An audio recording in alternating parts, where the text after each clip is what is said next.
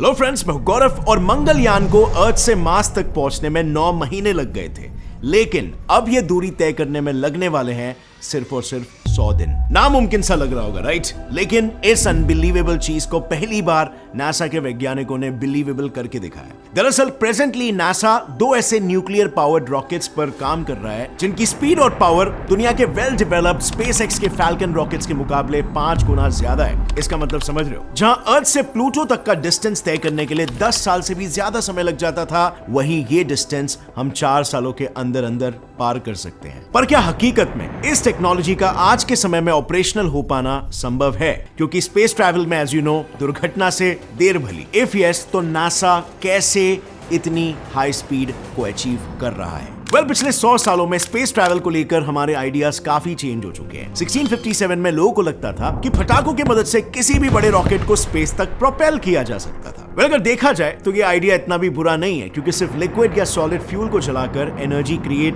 किया जा सकता है। इनफैक्ट जब सबसे पहला रॉकेट बम्पर WAC बनाया गया, तब उसे इसी आइडिया के बेसिस पर सक्सेसफुली लॉन्च किया गया था। और यही वो पल भी था जब से शुरू हुआ रॉकेट बनाने का सिलसिला। आज की तारीख में रॉकेट बनाना कंपैरेटिवली काफी ज्यादा इजी हो गया है। Indian space agency Agnikul Cosmos ने दुनिया का पहला 3D प्रिंटेड रॉकेट भी बना लिया है। इस रॉकेट की टेस्टिंग तक सक्सेसफुली हो चुकी है और दिसंबर खत्म होने से पहले एक और दूसरा 3D printed and even reusable rocket launch होने वाला है। इनफैक्ट आज की तारीख में हमारे पास जो सबसे पावरफुल रॉकेट है वो भी एक केमिकल कंबशन रॉकेट ही है, जिन्हें यूज करके आने वाले कुछ ही सालों में इलॉन मस्क लोगों को मार्स पर बसाने के प्लान्स बना रहे हैं। सो बेसिकली ये टेक्नोलॉजी आज के टाइम पे काफी वाइडली यूज्ड और काफी हद तक सक्सेसफुल भी है। इसमें होता यह है कि इंजन में कंट्रोल्ड और कंटीन्यूअस एक्सप्लोजन क्रिएट होता है, जिसके मदद से रॉकेट्स को स्पेस में लॉन्च किया जाता है। फर्क सिर्फ बस इतना है कि इस मेथड में अपग्रेडेशन करते हुए स्पेसएक्स के इंजीनियर्स ने इस केमिकल कंबशन से ज्यादा एनर्जी क्रिएट करने का और उसकी एफिशिएंसी बढ़ाने का तरीका ढूंढ लिया। आज के तारीख में किसी भी रॉकेट की एफिशिएंसी बढ़ाना रॉकेट साइंस का एक बहुत इंपॉर्टेंट हिस्सा है।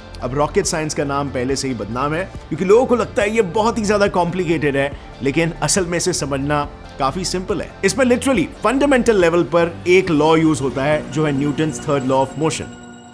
You know, every action has an equal and opposite reaction. उसी तरीके से every force has an equal and opposite reaction. So basic chemical engines में फ्यूल के तौर पर लिक्विड मीथेन और ऑक्सीजन को यूज किया जाता है। इन 2 लिक्विड्स को एक कंबशन चेंबर में डाला जाता है, जहां इनके कंबशन से एक एक्सप्लोसिव रिएक्शन प्रोड्यूस होता है और फिर इससे निकलने वाली हीट को रॉकेट्स के नीचे लगे ये कोन शेप नोजल से बाहर निकाल दिया जाता है। अब नोजल का कोन शेप स्पेसिफिकली कुछ इस तरीके से डिजाइन किया जाता है जिससे मैक्सिमम एनर्जी को एक यूनी डायरेक्शन में कॉन्सेंट्रेट किया जा सके। And done.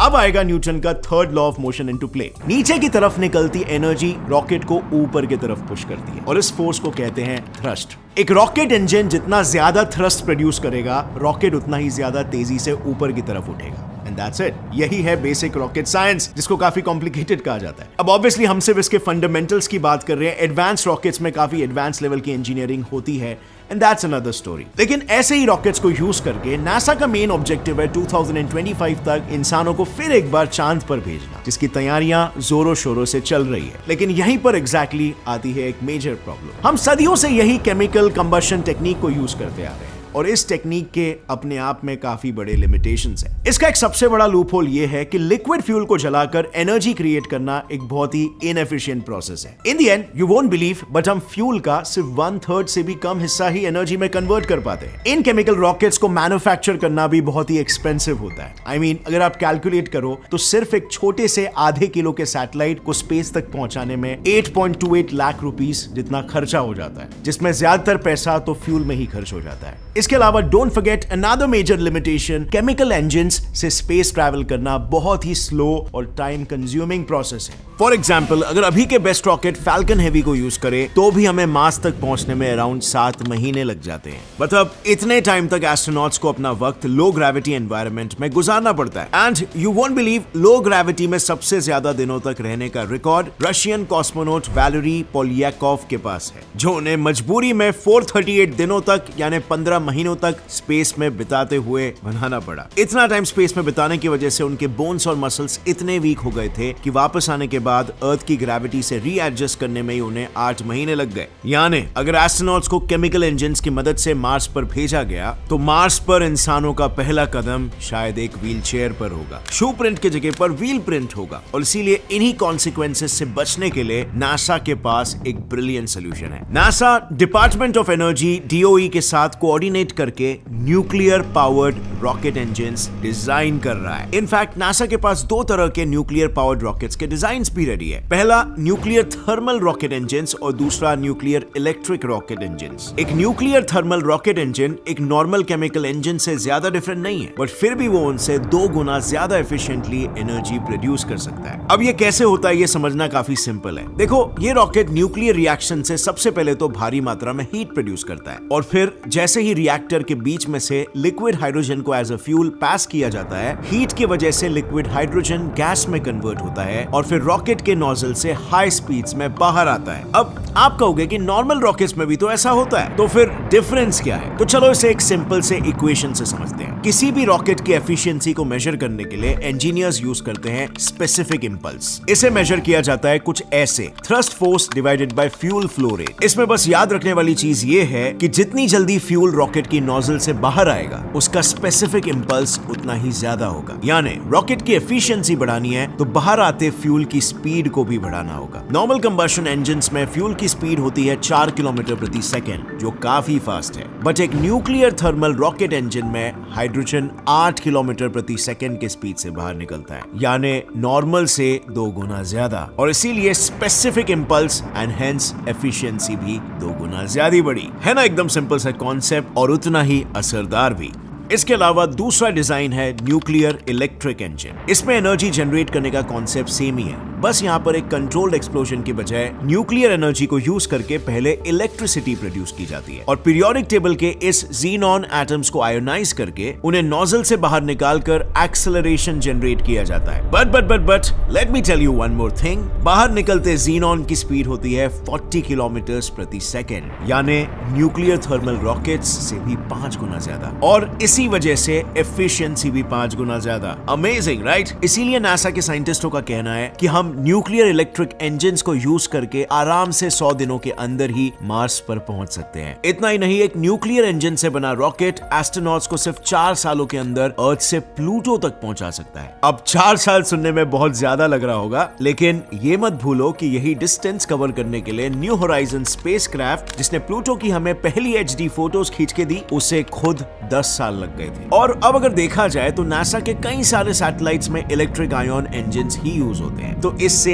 एक ऑब्वियस सा सवाल तो उठता है कि हम इतनी देरी किस बात की कर रहे थे? हम इसे मार्स या किसी भी दूसरे प्लैनेट तक पहुंचने के लिए यूज क्यों नहीं कर रहे? वेल, ये कॉन्सेप्ट जितना सिंपल दिख रहा है ना, इसे एग्जीक्यूट करना इतना भी सिंपल नहीं है। यू सी, जैसे हमने देखा, एफिशिएंसी बढ़ाने के लिए फ्यूल की वेलोसिटी तो ज्यादा होनी चाहिए, लेकिन एक और एक चीज है जो मायने रखती है, और वो है थ्रस्ट। थ्रस्ट फ्यूल की स्पीड पर डिपेंड नहीं करता, लेकिन डिपेंड करता है कि फ्यूल की क्वांटिटी कितनी बाहर फेंकी जा रही है। आयन इंजन्स में फ्यूल के तौर पर यूज होने वाले ज़ीनॉन की स्पीड तो ज्यादा है, लेकिन क्वांटिटी बहुत ही कम होता है, और इसीलिए आयन इंजन से बना रॉकेट अर्थ से लिफ्ट ऑफ भी नहीं कर पाएगा। सिर्फ एक बार रॉकेट स्पेस में पहुंचने के बाद ही आयन इंजन्स इफेक्टिवली काम कर सकते हैं। इसके अलावा एक और प्रॉब्लम भी है। न्यूक्लियर इंजन्स में यूज होता है highly radio active uranium isotope. आज इसे यहाँ अर्थ पर कंट्रोल करना बहुत ही रिस्की काम है, तो अगर इसे स्पेस इंजन्स में यूज किया गया और गलती से स्पेस में कोई एक्सीडेंट हो गया तो रेडियो एक्टिव यूरेनियम एस्ट्रोनॉट्स को पूरी तरीके से फ्राई कर सकता है। In fact Russian space agency Roscosmos ने अपने रॉकेट्स में न्यूक्लियर एनर्जी यूज करने का प्लान इन्हीं सब रिस्क फैक्टर्स की वजह से पूरी तरीके से खारिज कर दिया था, और इनके सबसे बड़े कंपेटिटर यूएसए ने इसी रिस्क को मद्देनजर रखते हुए स्पेस इंजन्स में न्यूक्लियर फ्यूल को यूज करना काफी हद तक रिस्ट्रिक्ट कर दिया है। यानी जब तक नासा न्यूक्लियर एनर्जी जनरेशन को कंप्लीटली सेफ नहीं बना देती, वो हर स्पेसक्राफ्ट में न्यूक्लियर इंजन्स को फिट नहीं कर सकते। लेकिन अगर फ्रेंड्स नासा ने इसका भी तोड़ निकाल लिया, फिर भी एक प्रॉब्लम तो बची रहेगी। एस्ट्रोनॉट्स को फिर भी 100 दिनों के लिए लो ग्रेविटी में रहना ही होगा। अब I know artificial gravity generate करने का एक बहुत ही कॉमन मेथड हो गया है, पूरे स्पेसशिप को रोटेट करना। इसकी वजह से एक सेंट्रीपिटल फोर्स क्रिएट होती है जो एस्ट्रोनॉट्स को जमीन से चिपकाए रखती है। बहुत सारी मूवीज में यह आइडिया यूज भी करते हुए दिखाया गया है, बट नहीं, यहां पर मैं इस आइडिया की बात नहीं कर रहा हूं। इस केस में स्पेसशिप को घुमाने की कोई जरूरत नहीं है, क्योंकि आफ्टर ऑल ग्रेविटी क्या है, एक तरह का एक्सेलरेशन ही, right?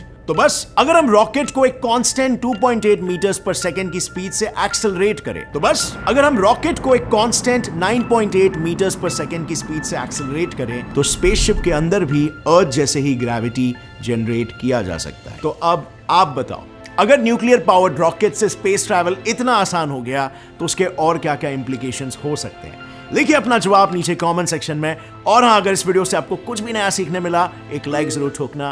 Gate set fly science channel को सब्सक्राइब कर लो और बेल नोटिफिकेशन दबाओ, ताकि आगे आने वाली हमारी कोई भी वीडियो की अपडेट आप मिस ना कर सको। See you next time friends, till then as always stay curious, keep learning and keep growing. जय हिंद।